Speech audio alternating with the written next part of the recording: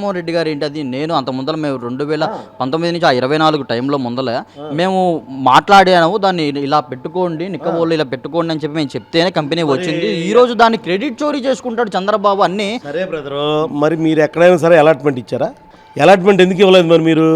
ఆ రోజు యారు దేకారు? ఏమన్నా గాడిద పళ్ళు ఏమన్నా తోగారా మీరు? ఏమన్నా ఆ రోజు ఎక్కడ పోయారు మీరు అందరూ? మరి అలాట్మెంట్ ఎందుకు చేయలేదు మీరు? అలాట్మెంట్ చేస్తే ఇవాళ మీకే హక్కు వచ్చేది, అవునా కాదా?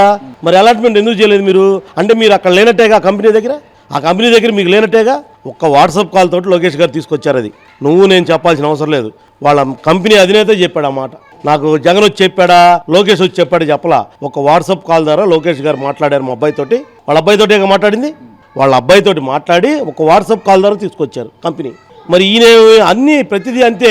నేను ఆ రోజు చొక్కా దొడుకుందాం అనుకున్నాను, చొక్కా దొడుకోగానే ఈ చొక్కా నేనే రంగు వేసాను, ఈ ప్యాంటు నేనే కొన్నాను, నేను వేసుకుందాం అనుకున్నాను, వేసుకోలేకపోయాను.